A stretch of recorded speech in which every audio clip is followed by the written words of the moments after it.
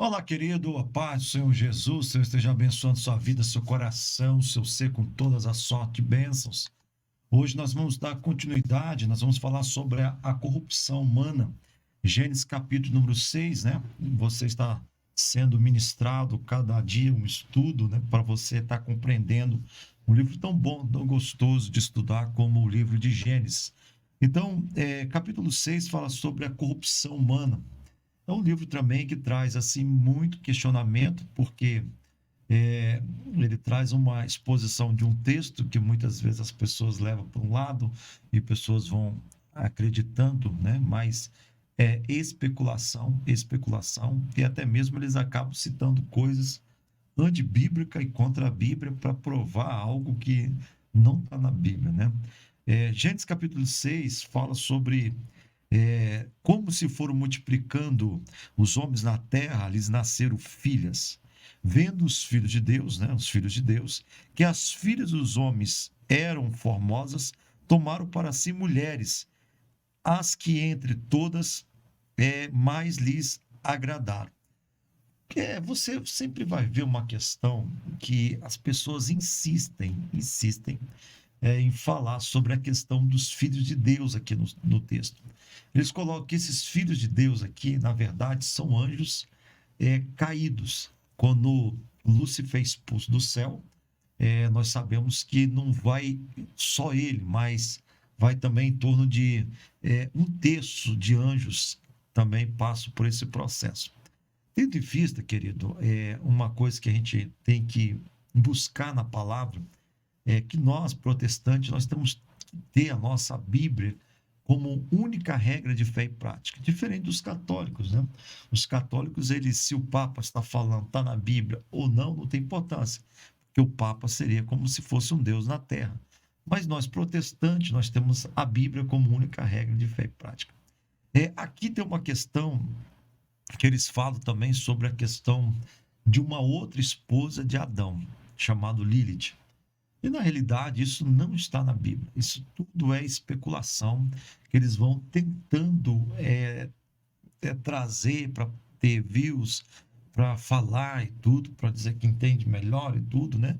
Mas a questão maior, querido, é quando você fala assim, filhos de Deus, nós vemos no outro estudo anterior, né? No outro estudo anterior, que se divide ali em duas gerações. Os filhos de Deus aqui, na realidade, são os filhos de Adão e também de Sete.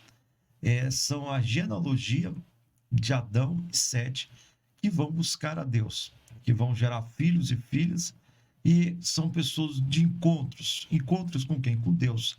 Encontro de revelação a Deus, buscando o Senhor. De um lado, há uma outra geração, a geração de Caim, que é uma geração perversa. Então, a geração de Caim, Lameque.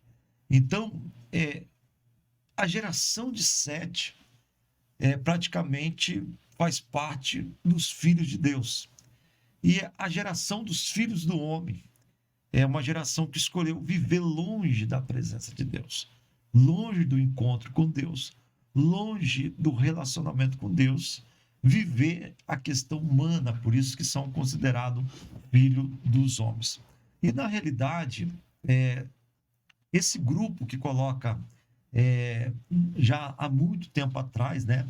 Henry Morris, muito tempo atrás, já buscava dizer que os filhos do homem, os filhos de Deus, perdão, os filhos de Deus eram anjos caídos e começam a relacionar com as mulheres e têm relação sexual. E através da relação sexual começa a gerar seres humanos gigantes, pessoas de 3 metros, como o caso de Golias e outros gigantes que viveram na face da terra. Só que, querido, quando você acredita nisso, né, e tem, infelizmente, crentes que acreditam nisso, acabam indo de contra a própria palavra de Deus.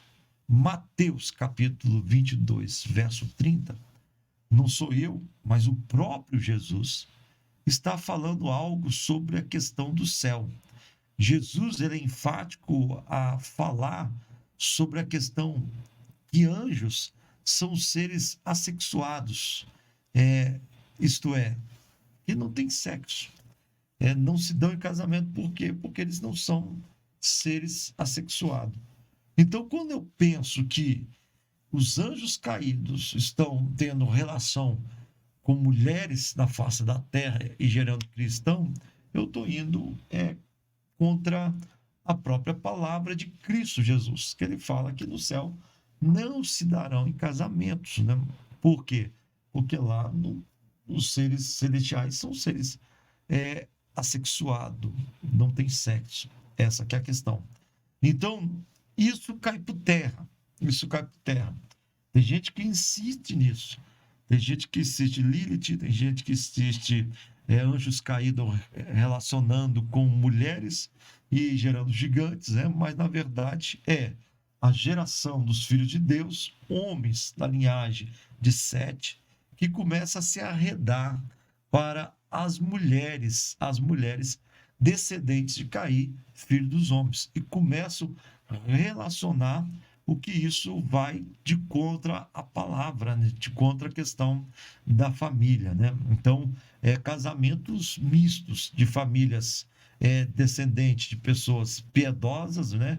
Da descendência de Sete, que acaba relacionando com mulheres perversas, pecaminosas da geração de Caim. Então, aqui está falando de casamento misto.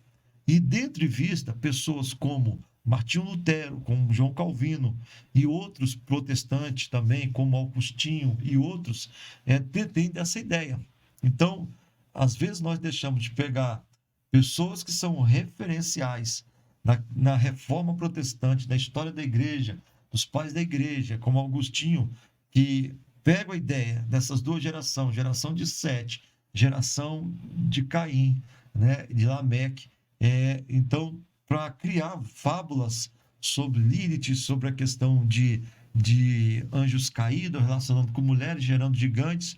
Então, deixa de crer na palavra, a palavra está aqui, né? Então, disse o Senhor, capítulo 6 de Gênesis, verso 3: o meu espírito não agirá para sempre no homem, pois é carnal, e os seus dias serão de 120 anos. É porque Deus está colocando, porque Deus estava vendo que a questão da corrupção humana, do pecado humano, da orgia humana, da maldade humana, estava crescendo demasiadamente. E um pouquinho antes, quando você vê a genealogia dos filhos de Adão, pessoas que viveram 900 e poucos anos, né? Então, viviam 900 e poucos anos.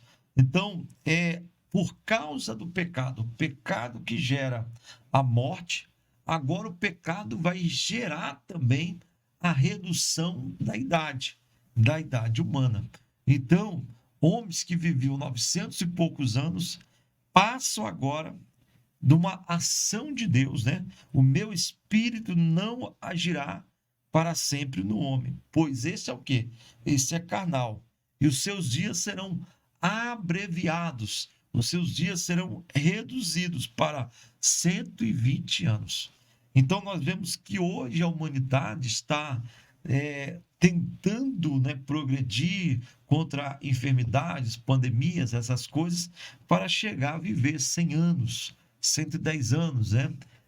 Então, se você vê que os mais velhos da Terra conseguem chegar a 120 anos, 126 anos, com muita dificuldade. Não é todos, mas você vê que a Bíblia, na realidade, está sendo verdadeira. Porque quando se falasse ali na década de 40, 60, né, que um ser humano viveria 120 anos, era uma loucura, porque a mortalidade ali acontecia ali 60 anos de idade. Então, hoje, sim, com todo o acréscimo da ciência, do avanço científico, o homem consegue alcançar 120 anos. Então, no verso de número 3, fala que houve uma redução na idade do homem. Vocês estão entendendo, né? E essa redução, ela vai formulando esse homem. Então, continuando, Ora, naquele tempo havia gigantes na terra, e também depois, quando os filhos de Deus possuíram as filhas do homem. No verso 4 é que traz essa filosofia, porque a Bíblia está apontando que já na terra existiu gigantes.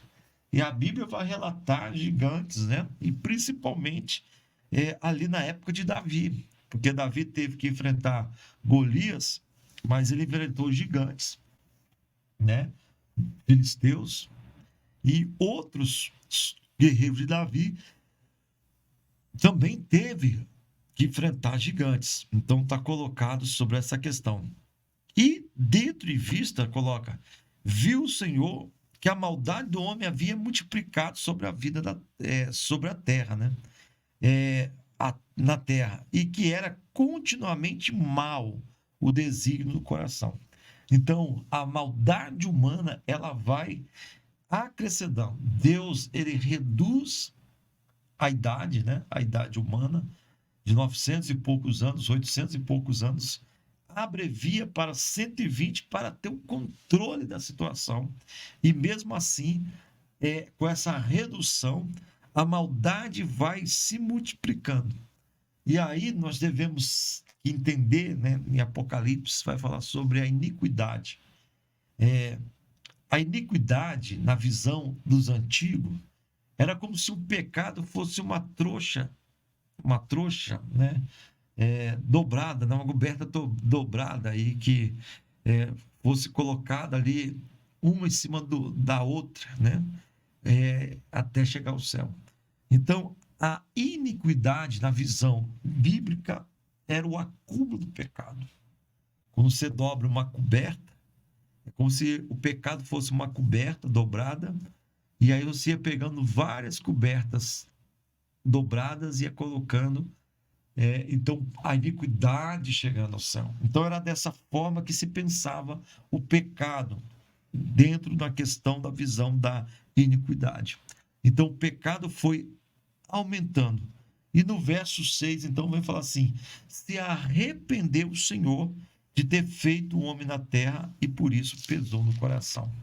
Qual é o arrependimento de Deus aqui sobre essa questão? O arrependimento de Deus aqui era a corrupção humana.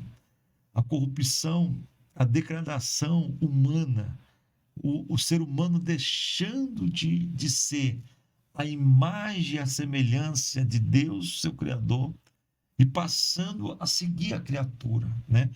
Passando a identificar mais com o mal do que com a bondade de Deus, com a misericórdia de Deus. Então Deus se arrepende, diz a Bíblia, né? O arrependimento por quê? Porque quando ele dá autonomia ao homem através do livre-arbítrio, o homem, do que escolher a presença de Deus, o homem acaba escolhendo, então, viver longe da presença de Deus e deixando, assim, se contaminar pelo pecado, se contaminar por aquilo que é mal, maligno. E diz o texto, né? Farei desaparecer da face da terra o homem que criei. O homem, o animal, os répteis e as aves do céu, porque me arrependo de ter feito o homem, né? Então, Deus, ele coloca, né, sobre essa questão da corrupção do gênero humano, porque ele cria o homem e ele dá um poder de autonomia do homem, e esse poder de autonomia é o livre-arbítrio. O homem, então, ele é o poder de decisão, é o poder de escolha, está no homem. Deus, ele direciona, mas o poder de escolha entre o bem e o mal, o céu e o inferno, a bênção e a maldição, está no homem. É o homem que vai decidir o caminho a pegar, o caminho a escolher no decorrer da sua vida, no decorrer da sua criação. Quando você entende isso, você vê que Deus, ele se arrepende de ter criado a humanidade. Mas em meio ao arrependimento, imagine Deus olhando do céu e vendo mortes, né? Violência, corrupção, assassinatos, vendo a maldade se espalhando, vendo pecado sexual, orgia. Então Deus, ele olha aquilo ali e ele se arrepende, né, de ter criado. Mas entre o arrependimento de Deus, no verso 8, Deus olhou alguém diferente. Deus olhou Noé.